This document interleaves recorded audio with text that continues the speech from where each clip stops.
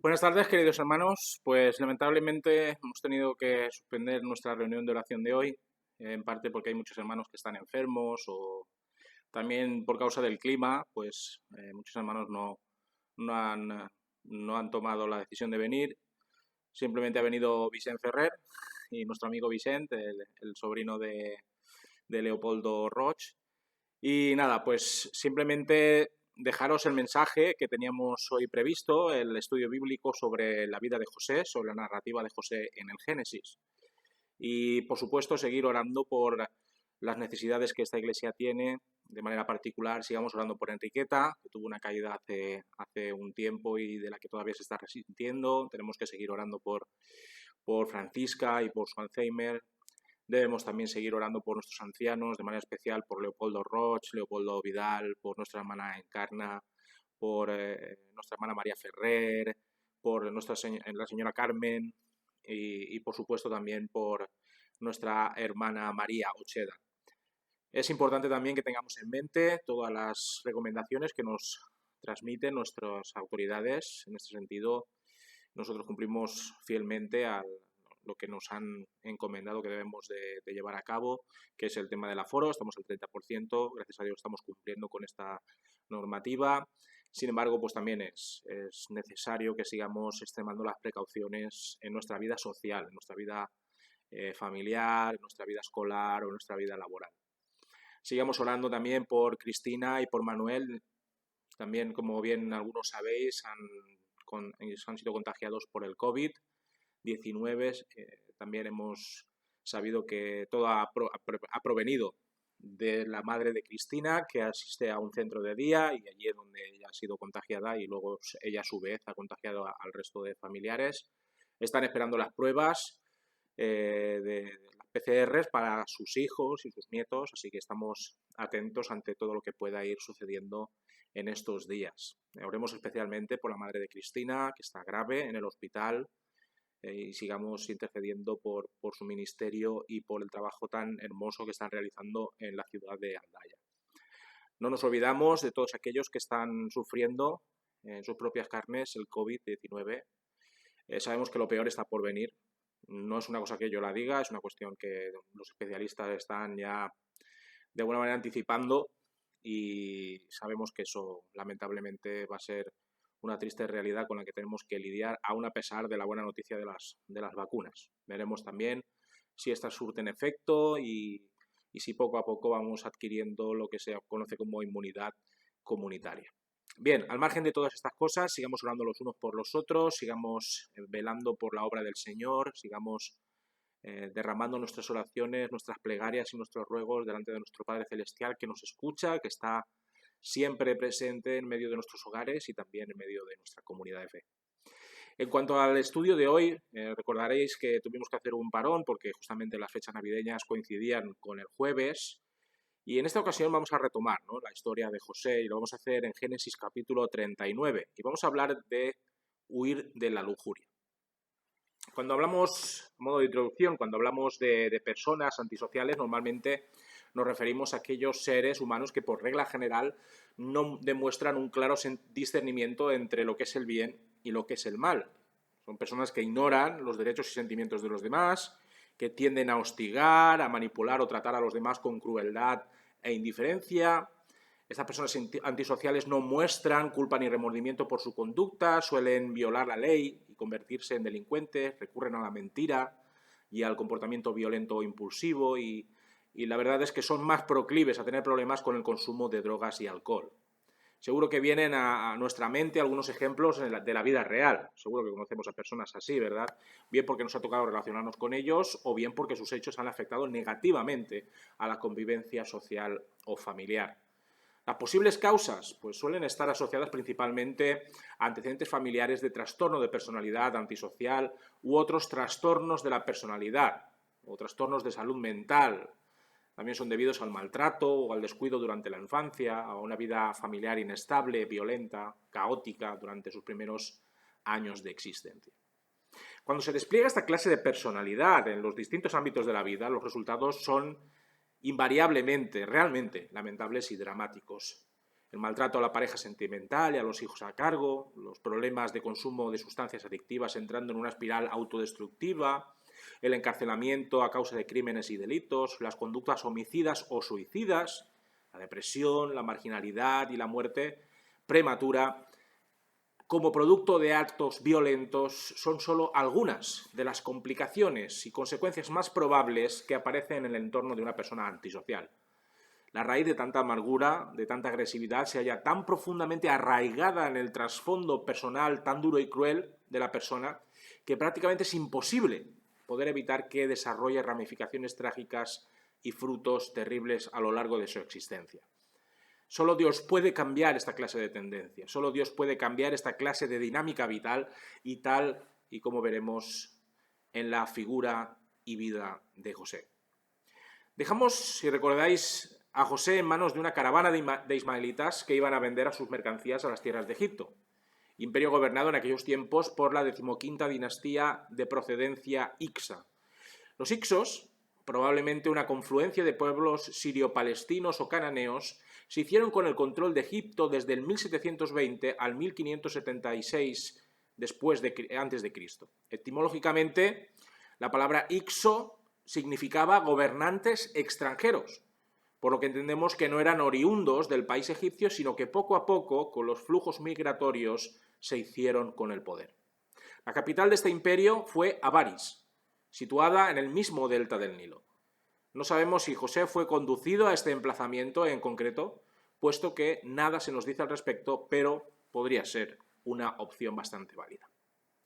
Con este contexto en mente, José llega por fin a tierras egipcias para ser vendido como esclavo. Vayamos al texto, en este capítulo 39 de Génesis. Dice así la palabra del Señor. Llevado pues José a Egipto, Potifar, un egipcio, oficial del faraón, capitán de la guardia, lo compró de los ismaelitas que lo habían llevado allá. Pero Jehová estaba con José, quien llegó a ser un hombre próspero y vivía en la casa del egipcio, su amo. Vio su amo que Jehová estaba con él, que Jehová lo hacía prosperar en todas sus empresas. Así halló José gracia a sus ojos y lo servía. Y lo hizo mayordomo de su casa y entregó en su poder todo lo que tenía.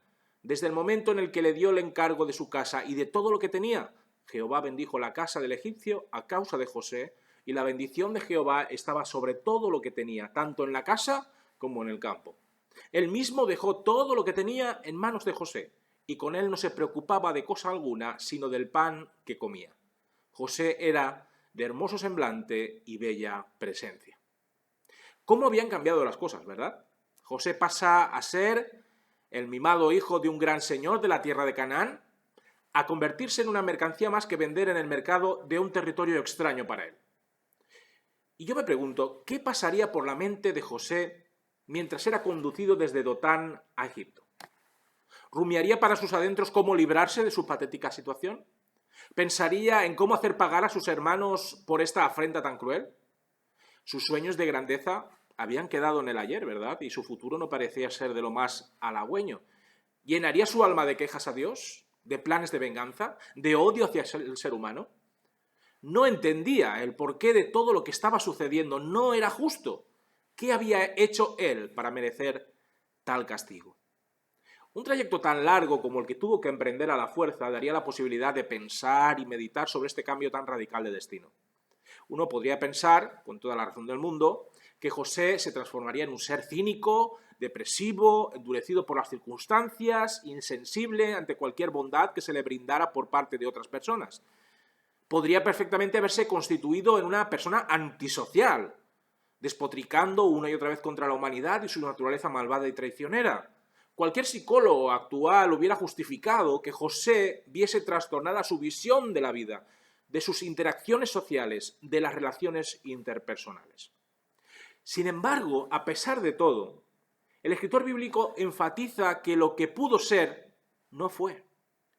José es adquirido como un vulgar animal por uno de los hombres más influyentes y poderosos de aquellos tiempos, Potifar, oficial del faraón y capitán de su guardia de corps.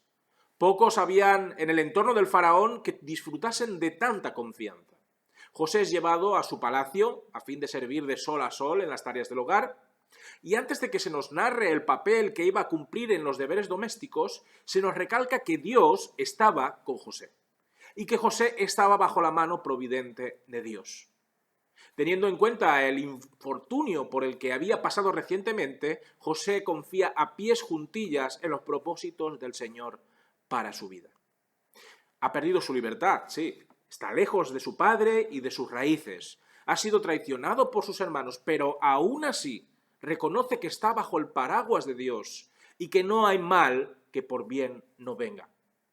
Es una mentalidad difícil de lograr, como entenderéis, una perspectiva de las circunstancias muy poco común, por lo menos en el ánimo de cualquier ser humano.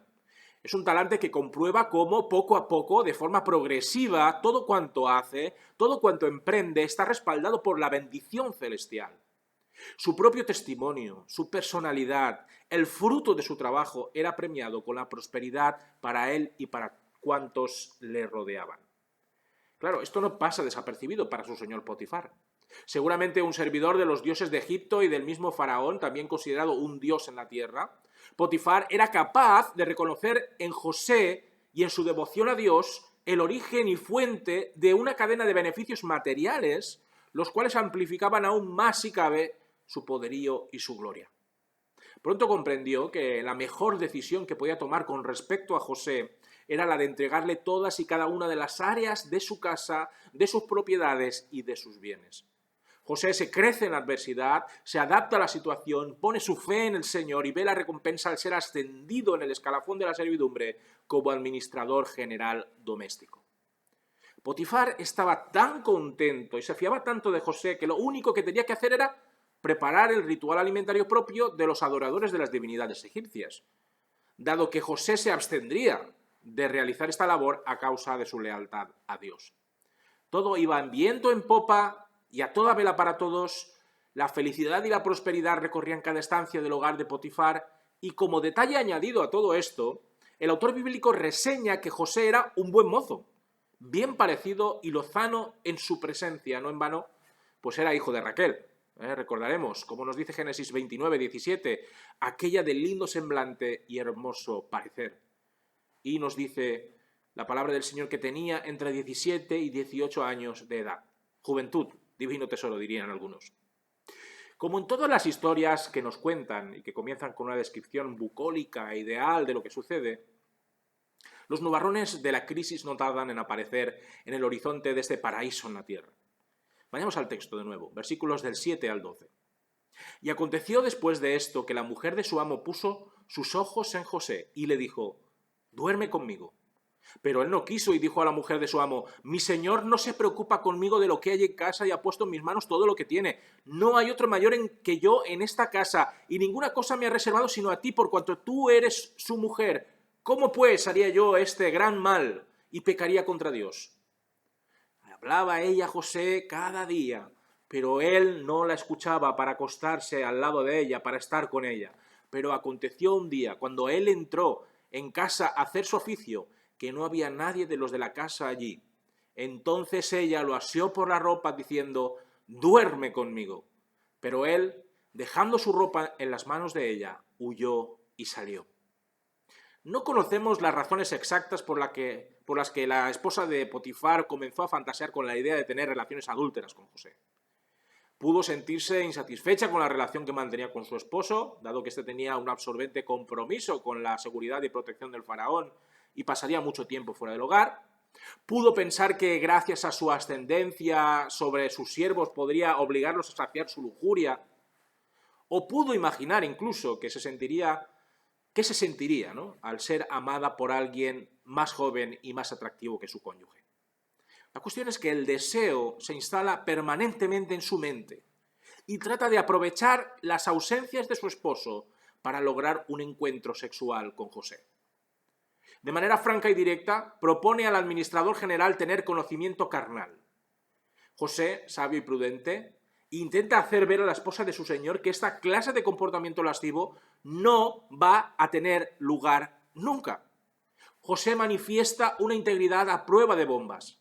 Otro esclavo con menos principios o menos valores morales y éticos podría haber sucumbido ante las insinuaciones de la esposa de Potifar. animado tal vez por la posibilidad de escalar en el orden jerárquico del hogar y por la promesa de prosperar de varias maneras. Con José esto no funciona. Si algo podemos ensalzar de la figura de José en estos críticos instantes es su lealtad. José, en primer lugar, es fiel a su señor y dueño.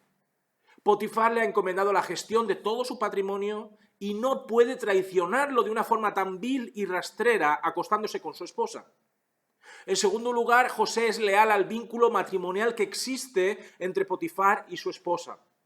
Por nada del mundo se convertirá en una cuña que destruya y quebrante la unión formal entre un hombre y una mujer. Y en tercer lugar, José es leal para con Dios, ya que entiende que cualquier acto sexual fuera del matrimonio es un pecado del que el Señor abomina y que castiga a su debido tiempo. Manteniéndose firme como una roca ante los peligrosos avances de esta mujer, da por zanjado este tema, esperando que la mujer de Potifar apacigüe sus ánimos y se retraiga de cometer un adulterio de libro. La mujer, no obstante, no se da por vencida. José se ha convertido en una auténtica obsesión para ella, y su rechazo no hace más que aumentar su acoso, sugiriendo simplemente echarse junto a ella en el mismo lecho, o que nadie se enteraría de sus escarceos libidinosos. El día a día de José se convierte en un verdadero infierno, zafándose de la manera más honrosa y digna posible de los arrumacos que le prodiga la mujer de Potifar. La situación se va tornando insoportable para José, sobre todo cuando un día en el que solo se hallaban en el recinto palaciego José y la esposa de Potifar, esta última decide forzar a José para consumar su enfebrecida ansia sexual.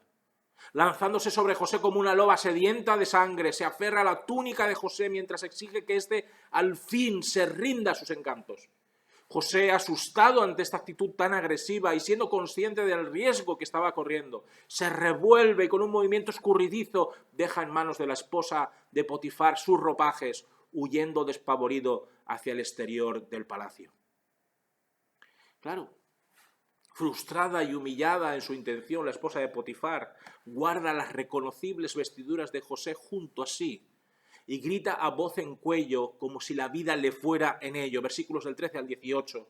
Cuando ella vio que le había dejado la ropa en sus manos y había huido fuera, llamó a los de casa y les dijo: «Mirad, nos ha traído un hebreo para que hiciera burla de nosotros. Ha venido a mí para dormir conmigo y yo di grandes voces. Y al ver que yo alzaba la voz y gritaba, dejó junto a mí su ropa y salió huyendo. Puso ella junto a sí la ropa de José hasta que llegó su señor a la casa. Entonces le repitió las mismas palabras diciendo: el siervo hebreo que nos trajiste vino a mí para deshonrarme. Y cuando yo alcé mi voz y grité, él dejó su ropa junto a mí y huyó fuera».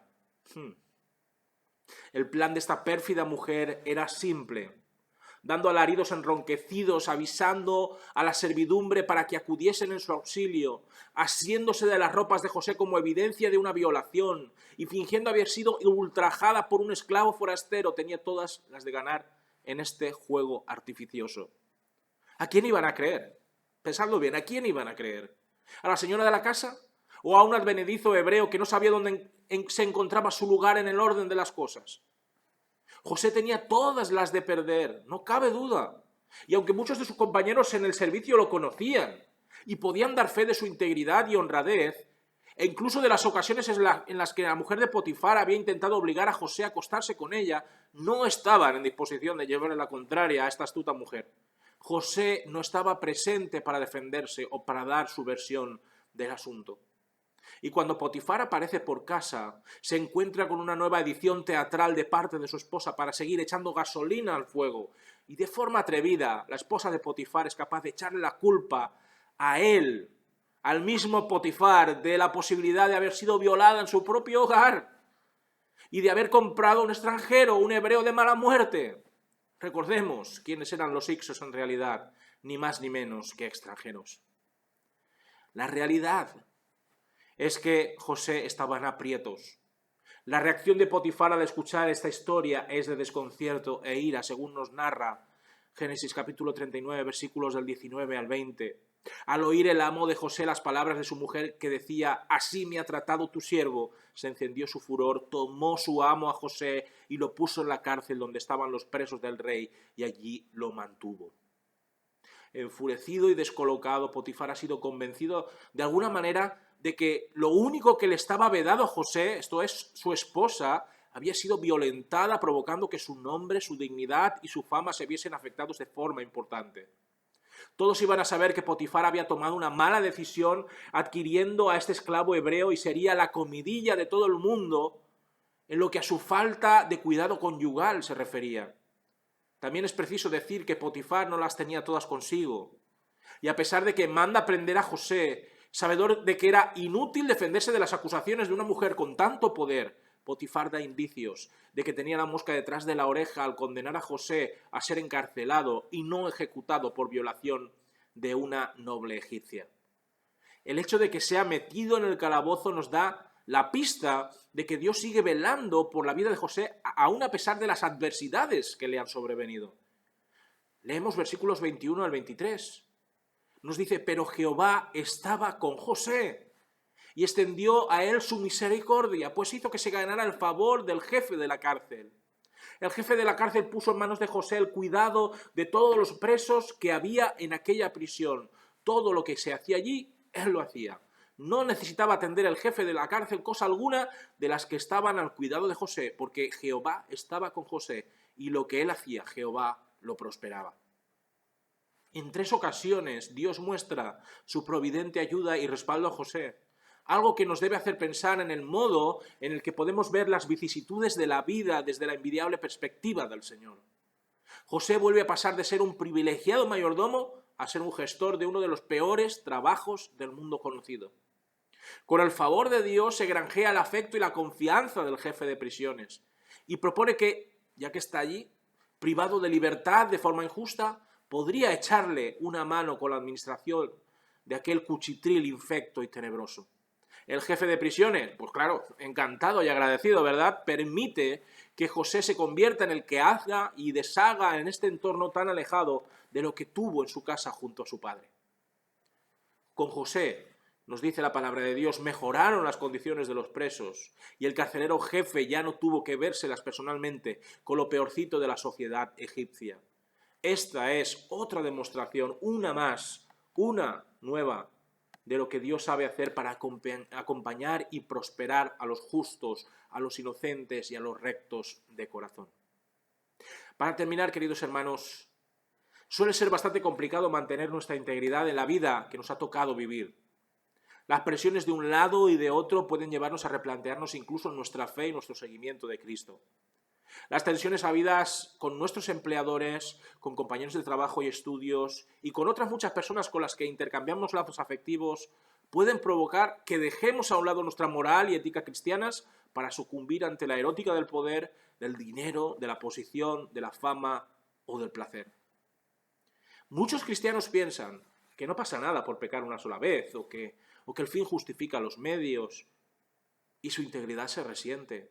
No solo ante los ojos de los que les rodean, sino sobre todo ante los ojos de Dios, aquel que ve aquello que tal vez otros no vean, aquel que nos pedirá cuenta de cómo empleamos los valores del reino a la hora de enfrentarnos con casuísticas, problemáticas y tentadoras. José es un ejemplo perfecto de lo que significa mantenerse íntegro, de lo que supone ser honrado y honesto, pase lo que pase, caiga quien caiga. Puede que siendo íntegros seamos vituperados, insultados o acusados de ser intransigentes o sosos o meapilas, que queráis. Pero eso no importa, hermanos y hermanas, no importa, porque a su debido tiempo Dios pondrá a cada cual en su lugar y tal y como iremos viendo en la narrativa de José, el soñador, eso será así. Por otro lado, aquella persona que en un principio y dados los ingredientes necesarios pudiera convertirse en una persona antisocial, puede dejar de serlo si confía plenamente en el Señor, si confía plenamente en el que Dios tiene un propósito con sentido para su vida. El destino no está escrito para ningún ser humano, sino que, escogiendo a Cristo como su Señor y Salvador, puede revertir aquellos traumas del pasado en oportunidades de bendición propias y para otras personas en esa misma tesitura. De nuevo, José está en un aprieto morrocotudo. ¿Durante cuánto tiempo estará encerrado en las pestilentes y húmedas celdas de Egipto? ¿De qué forma el Señor lo vindicará y lo vivificará a fin de soportar la injusticia de la que es objeto? Pues hermanos y hermanas, todo esto y mucho más en el próximo estudio sobre la vida de José en el Génesis. Que el Señor os bendiga, cuidaos mucho, que el Señor os guarde en todo momento, no cejéis en vuestro empeño de oración y estudio de la palabra de Dios en vuestros hogares, y nos vemos el próximo domingo, Dios mediante, a las 11 de la mañana para adorar y glorificar a nuestro Padre Celestial. Amén.